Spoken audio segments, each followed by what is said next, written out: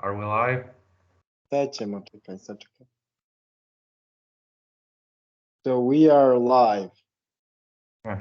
Okay, so today we are going to talk about Demon King Belial and his abilities, his powers, and I will also have a few questions for, our guest first. Just I will tell you the guest to not mention me anywhere. Your goal in this recording in this video is to share your experience with the audience. It's not about me.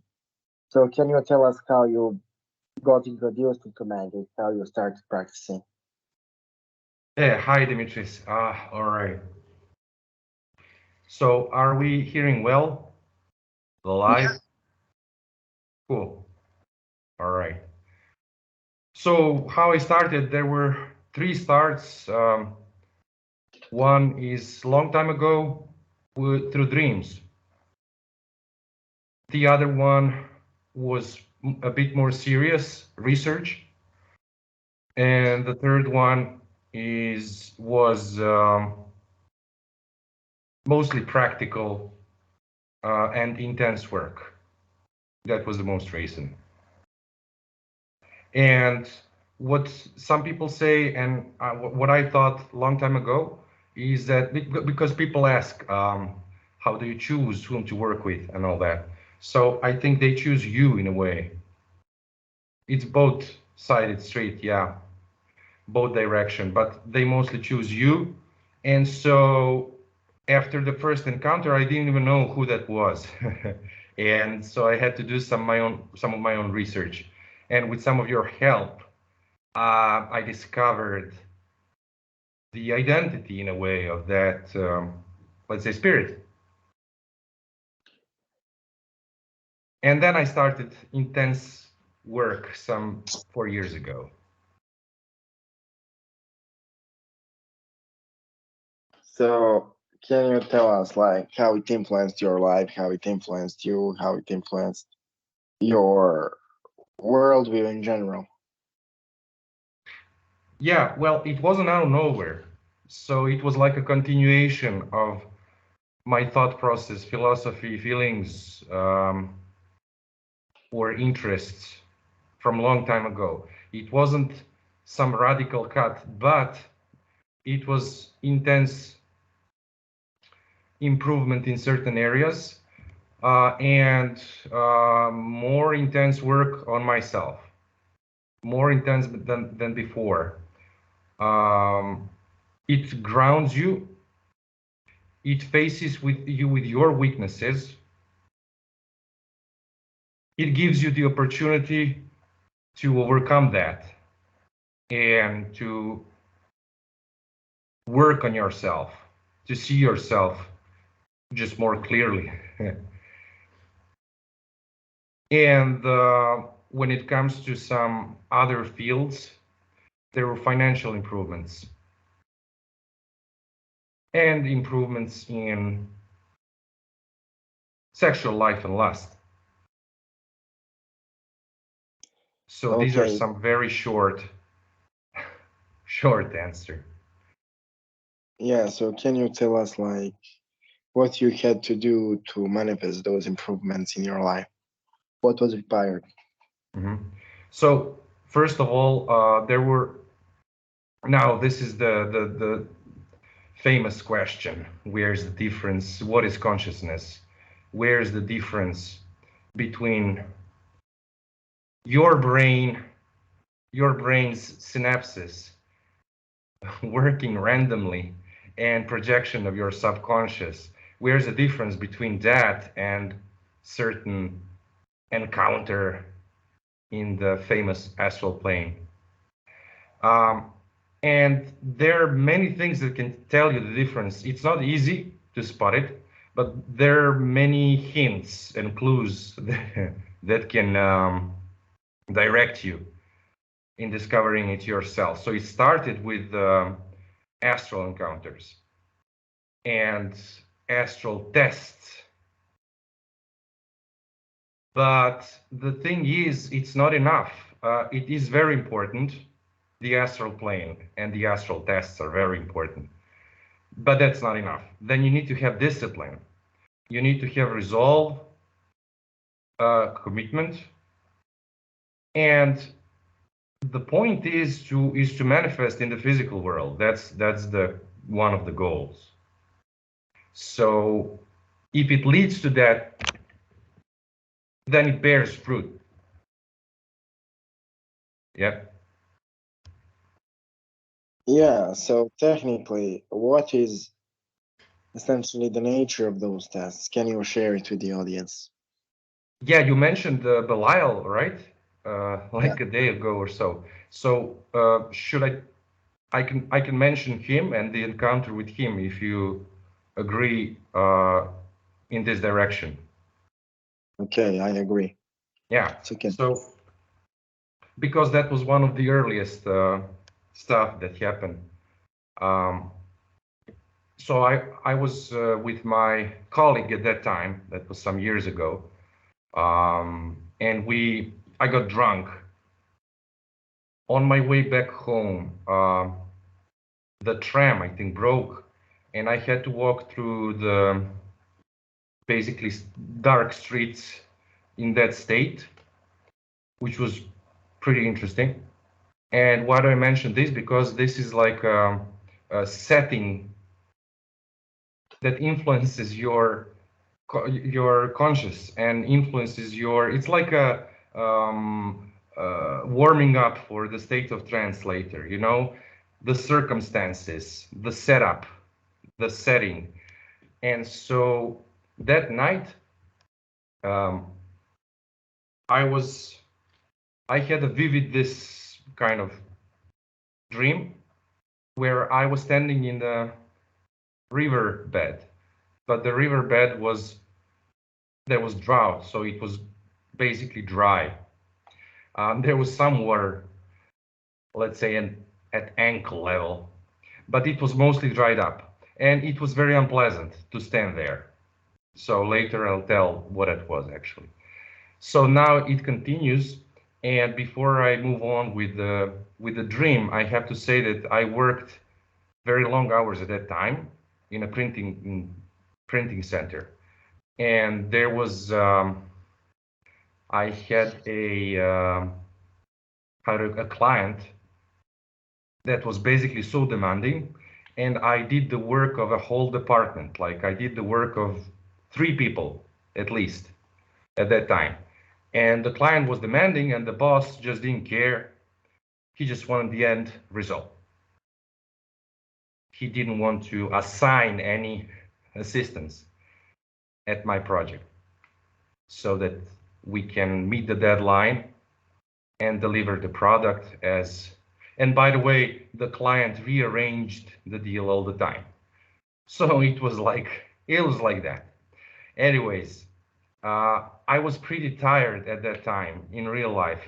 So in that vision, I got tired, and I was like in a kind of a Mexico City. It reminded me, I don't know why. It was night, and I was on a parking lot, but it was empty, and the walls of the parking lot, like walls were height of a human, they were like painted kind of white, and it was empty, but I saw the street. There were no lights in the street, and there was some black car with black glasses, black windows, and no light turned on. So it was all in the dark. And so the car parked at the entrance, and I moved away deeper into the parking lot where I saw a bed, like a really nice, comfy bed.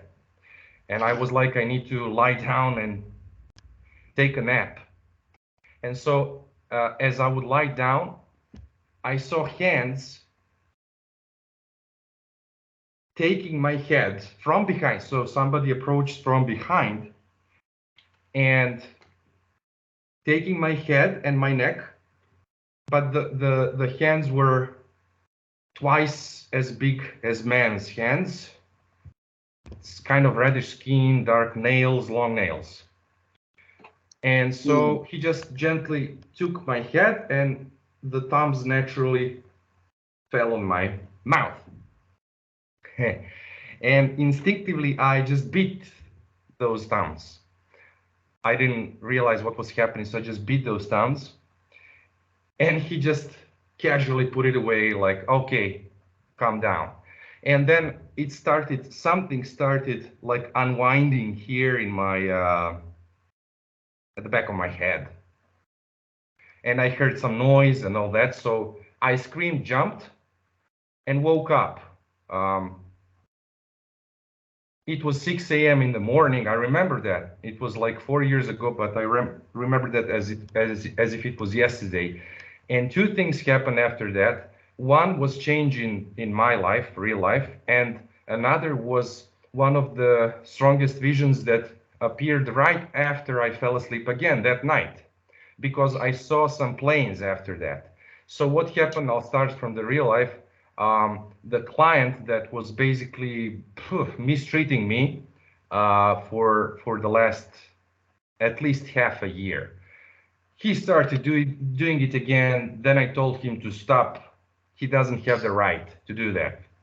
Just like that. And it was in front of his girlfriend there. It was a bit later in the company, so there were not a lot of people there. But he got temper tantrum. He got enraged and started throwing tables. He wanted to fight me, but couldn't. And so he just went to the boss, um, like a coward.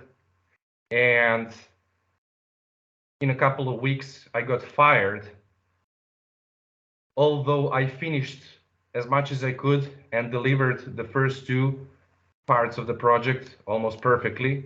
It was really good, but I couldn't do it alone, the rest of it. So I got fired, which was basically good because the salary was pretty low for the work I was doing and the time I spent there.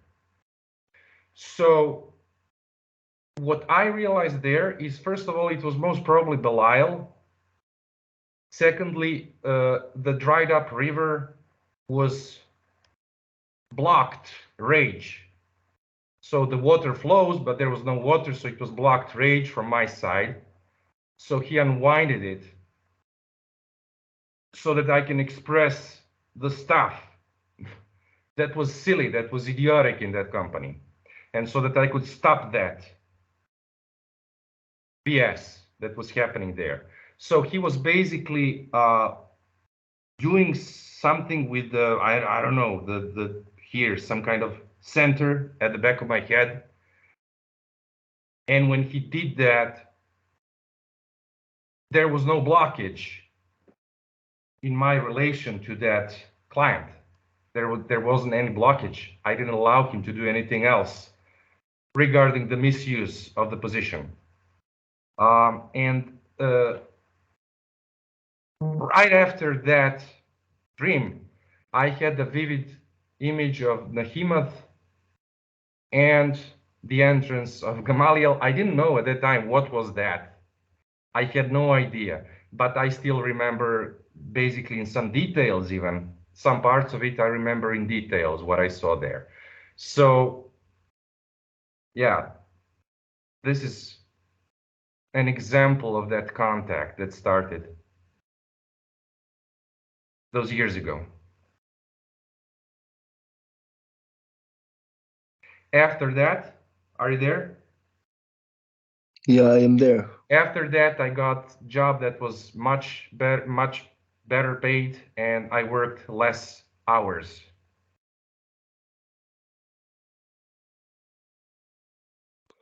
Okay, so can you describe people how you usually summon and call Belial, and what's your opinion of him? Yeah, okay, so I haven't been working with him that much, but and that night that I described, I didn't call him. He just appeared. I called him before. Um, I called him before, but that night he just appeared, I guess, on his own. So, because I haven't seen him many times, what I saw then is that I basically tasted Belial. I mean, I beat Belial. I beat his finger.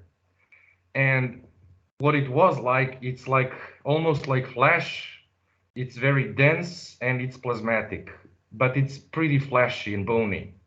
It's almost like a physical uh, physical body. So my impression was that if I had some axe or some weapon, and if I would strike him with that blade, it's like a mosquito. It would be like a mosquito bite. If an ordinary human would strike like that, it would be like a mosquito bite.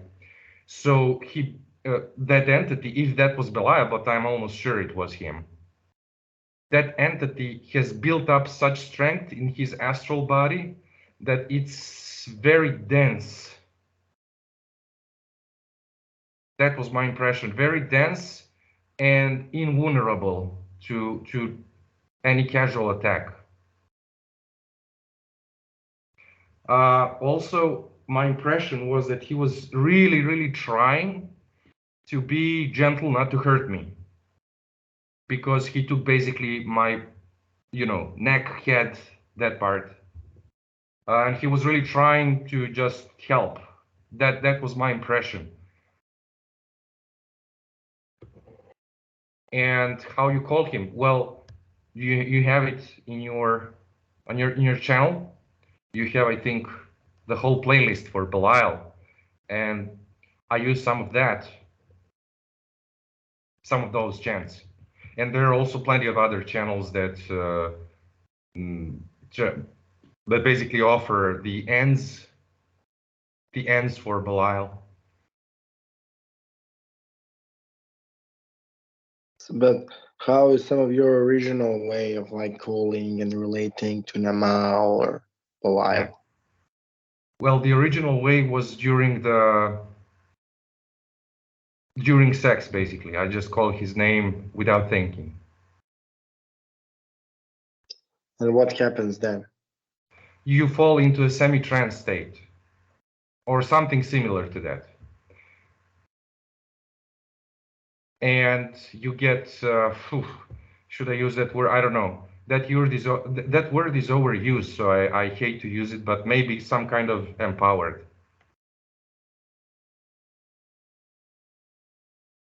Okay, and so can you describe how Belial helped you to essentially find the stolen stuff from your house? Yeah, and Nama and Hecate. Okay, so one day I left my apartment in the midday, and later in the evening when I returned, basically 3 doors were broken. And because how do you call it? Where does the key go? I forgot the word. How do you call that? The part of the door where you open it. Lock, right? The lock, yeah. So the lock was pretty easy to break, and people who broke into the yard, they saw the other doors from other, uh, neighbors. They were metal doors, and these doors that stayed from the previous owner, they were much easier to break into. So I saw my apartment that was in all mess, like a twister went through it, and they probably searched for money, for some cash. They didn't find it. I don't leave it there, so they took some cameras, hard drives, and some swords, which are for decoration, with some, some not good-looking stuff that they tried to sell, probably. And so I was robbed. I immediately reported to the police, and they started investigating, but didn't keep me informed of anything. So they just did their job, and that's it. And I was about to wait, so I thought, I don't want to wait. I want to do something. And then I talked with you, so you basically called Belial to help with the investigation and with the case. I did on my part. I called Nama, the demonic queen, and asked her with some offerings of meat asked her to push the case to resolution. And our friend also did with the hackathon. And so after 4 days, they just called me and told me they caught the guy and they returned all the things and all the data. And I heard that the inspector detective was surprised himself. So I heard in his voice he barely could believe that they solved it so quickly, because that doesn't happen often. And everybody would say that. All the people basically that I talked with, they said it's a very low chance to happen, to give you stuff back, to basically find him. And that was a drug addict. He was trying to find some cash or some, some fix. And when he didn't find either of that, he took what he could, trying to sell it for nothing, basically. And what was interesting is that he was a heroin addict, and some say that Belial is associated with that vice, right? I think you mentioned that as well.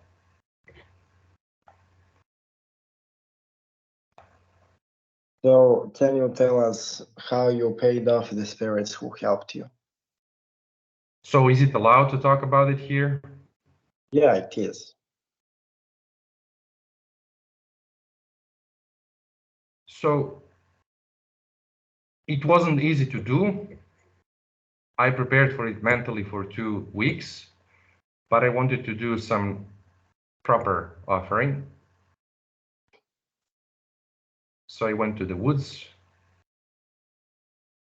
and offered a bird.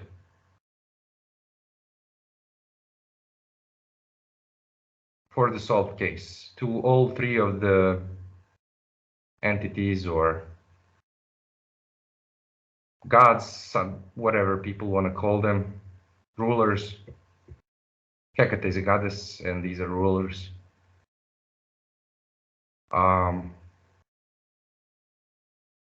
And that was a potent thing. It wasn't easy mentally.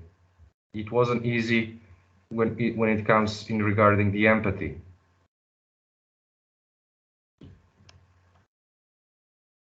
But can you describe what exactly you did? How you called the spirits, how you lit the fire, how you offered the thing? Yeah, well, I chose the remote location during the night and lit a fire. It wasn't a big one, just like a campfire. And so I used chants that I usually invoke with, Nama. And after invoking Nama many times until I felt the presence, then I started invoking Belial.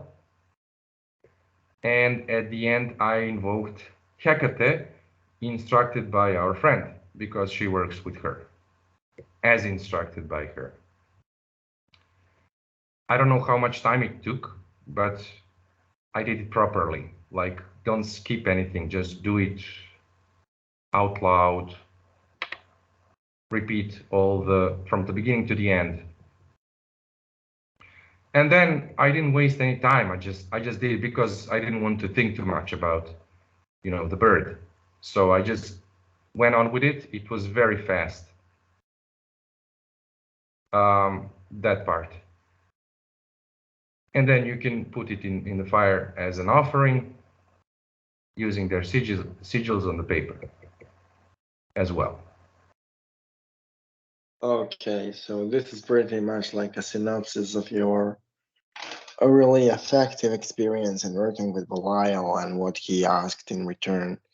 And this kind of shows the point of my what I have been saying about those spirits for a long time is that ancient pagan practices are pretty much a way to go when you work with those beings. So, like, I kind of think 25 minutes is long enough time for one single interview. We are kind of at the 25-minute marks. And this is all for today, guys. So, do you have anything to tell to the audience and for the audience before we go off? Yeah, well, for any work you need discipline, and you need certain devotion for any work. Now, you choose your path. There many paths are offered. This is not the only one, and this is not for everyone. So you choose your path, and what I think in my work, what is important is your personal experience. Yeah, read books, listen to others, gather information, but your personal experience is, I think, the way to go. You need to face those entities you want to work, or the entities that want to work with you. You need to face them. One thing is talking, the other one is, another thing is having the presence in front of you. So yeah, that's my, these are my thoughts. Okay, okay. So, thank you for the interview, bro. And Yeah, talk to you. Thank you all guys thanks, for watching. Dmitry. Soon in the next few occasions. Okay. Bye. Yeah, thanks, Dmitry. Thanks for having me.